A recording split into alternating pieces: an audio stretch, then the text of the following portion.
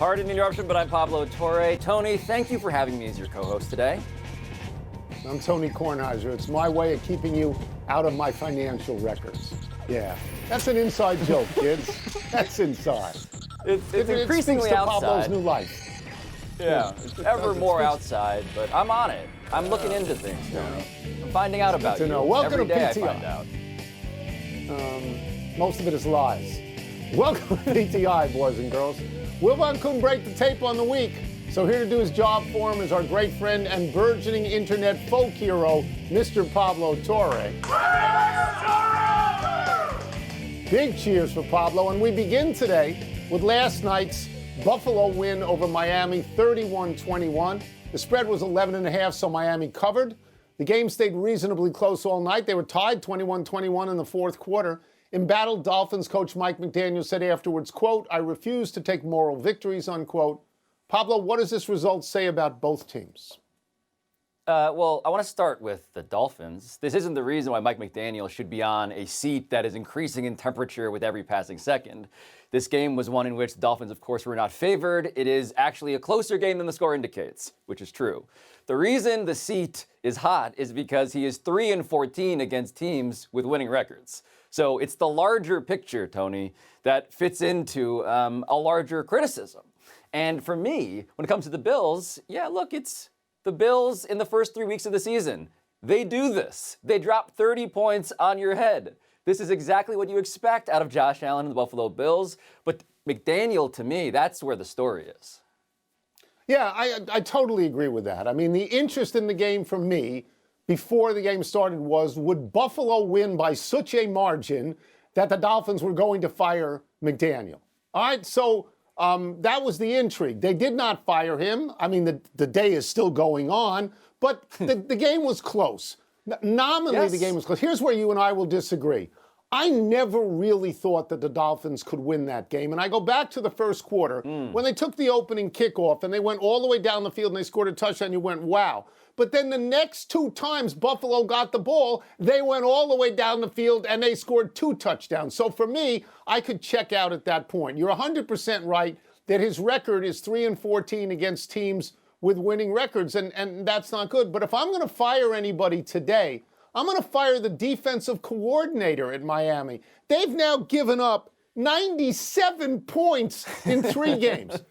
Buffalo was okay, just okay. They didn't have to be good because Miami isn't very good. The 3-14 record we've referenced already. Right. The coach at Buffalo is now 16-2 against Miami. Buffalo is now 11-0 in their last 11 division games in Buffalo. I think Miami is cooked. And here's a statistic that is relevant to me. Since the year 2000, 107 teams in the NFL, 117 rather, in the NFL have started out 0-3. 1 has made the playoffs. So I don't think the Dolphins can make the playoffs.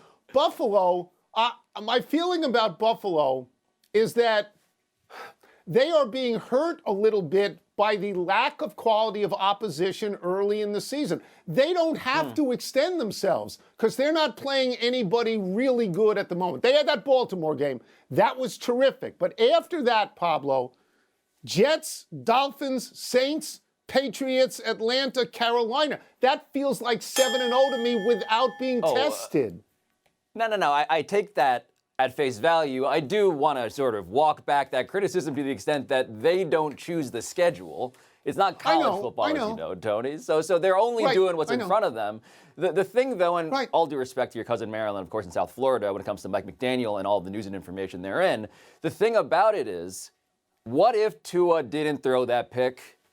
What if he didn't? You know, like, I want to criticize the micro as much as we acknowledge the macro. There are some things with McDaniel where it's like, hey, Tua does something, and of course it fits into the larger trend. But in this case, the process of how they lost, I mean, look, he doesn't want the moral victory. Yes. Here's my advice for Mike McDaniel. Take the moral victory. I don't know if you'll get a real one. I would say that that's probably the one you want to take because it's available to you. Let's move to the continuing drama of Kawhi Leonard, Steve Ballmer, and the Clippers. On some podcast called Pablo Torre Finds Out, I've never heard of it, there has been reporting that indicates Steve Ballmer may have circumvented the salary cap with Kawhi Leonard and a company called Aspiration with ties to the Clippers. NBA Commissioner Adam Silver at first said he'd never heard of aspiration, then he backtracked. He has said the NBA will investigate. Pablo, in what sort of a spot does this Ballmer investigation put Silver? I believe this is the biggest test of Adam Silver's tenure as commissioner. And I say that knowing that there are other candidates, but he came in with Donald Sterling. That was, in retrospect, an easy call. Documentary evidence, a tape. In 3 days, they said, banned for life. This, poetically almost bookending that, Ballmer coming in because of that, Ballmer now being at the heart of a story, Tony, in which he poured in $118 million over 18 months, tracking alongside secret payments no one knew about to Kawhi Leonard that total $28 million in a no-show endorsement contract and $20 million more in a stock deal that he was signed to. We're talking about $48 million outside of the cap, paid by the richest owner in all of sports. And so the question for Adam Silver, to be blunt about this, is, do the rules matter? You're a steward of integrity. The inconsistency of commentary around what you knew, and in honor of Robert Redford this week, what did you know and when did you know it? That question applies to the commissioner in terms of how he himself has been presented, as well as the investigation, which has taken, for me, many sources and 3,000 pages of documents. So this is your story. I applaud that. I know very little about it. I know there are no-show jobs all over the world. But if this is provable, you have to throw the book at the Clippers. I will say this. I thought of something that Adam Silver said last week. He said the burden of proof is not on the Clippers to establish their innocence. It's on the league to establish their guilt, if there is guilt. And I get that. He did say that. Innocent until proven guilty. That is the American judicial system. And that's fine. But, and here's my but, the NBA is not the FBI. Okay? I wonder about how aggressive they're going to be in conducting this investigation because they have interest in this. And it just seems to me that Adam Silver would like to see all of this go away. I wonder how you feel about that. Shrinking the PR problem is my default assumption for what the goal is. The problem with the shrinkage that he desires is that this story has been shocking to me in terms of its resonance, not just among the board of governors, I've spoken to 4 owners now who say this should be proportionately punished, but with the fans. Tony, there's a credibility question around, do you actually care about the integrity of your game? And by the way, you're totally right.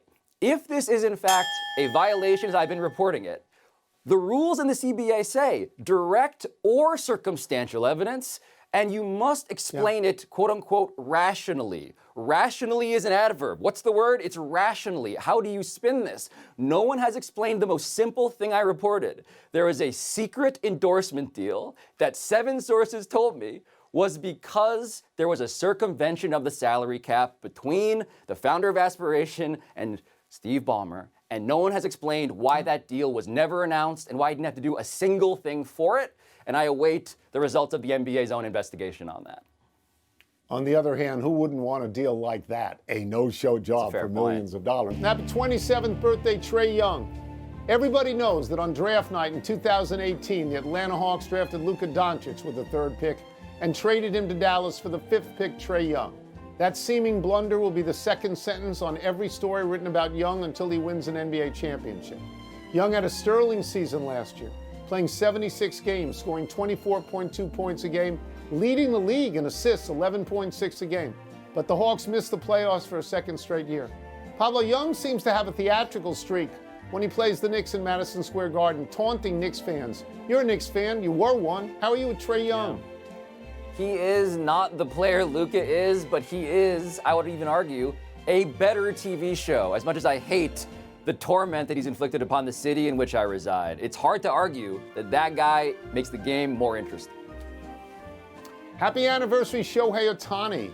On this day just last year, Ohtani became the first baseball player ever to hit 50 home runs and steal 50 bases in one season. Ohtani did it in spectacular style, going 6 for 6 against the Marlins. 5 of those 6 hits were for extra bases, including 3 home runs. Ohtani also stole 2 bases, ending the game with 51 home runs and 51 steals. By the end of the season, Ohtani had set the bar at 54 homers, 59 stolen bases. Ohtani has backed that up with 51 home runs so far this season, but curiously, he has only 19 steals, and I'm wondering out loud if that's because he's pitching again and he doesn't want to risk injury sliding around.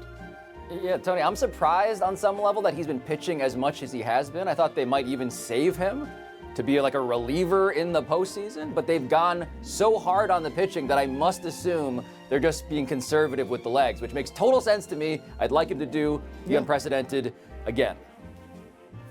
Happy trails to the Dream and the Storm. Both are out of the WNBA playoffs. The Dream fell to the Fever, who advance for the first time in 10 years despite the long-standing absence of star guard Caitlin Clark. And the Aces bounced back from their first loss in 18 games to eliminate the Storm.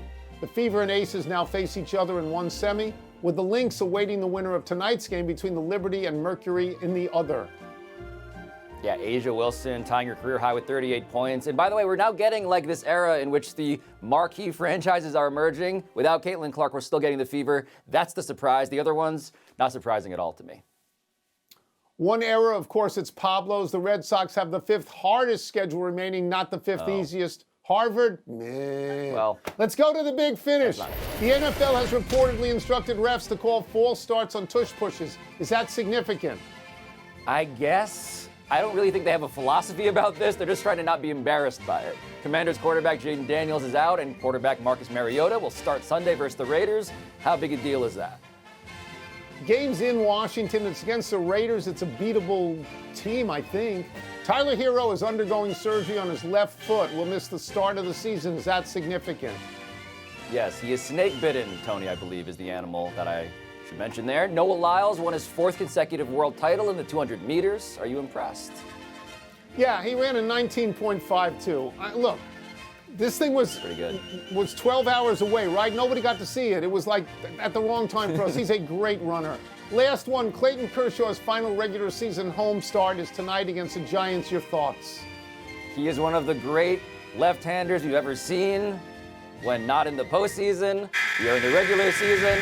I salute him. Yeah, it's a great Dodger pitcher. The only lefty better than him is Sandy Koufax. We're out of time. We'll try and do better the next time. I'm Tony Kornheiser. And I'm Pablo Torre. Thank you for watching. Pablo Torre Finds Out is the show that's trying to investigate Tony Kornheiser. But now, here's Sports Time. PTI. Big star turn.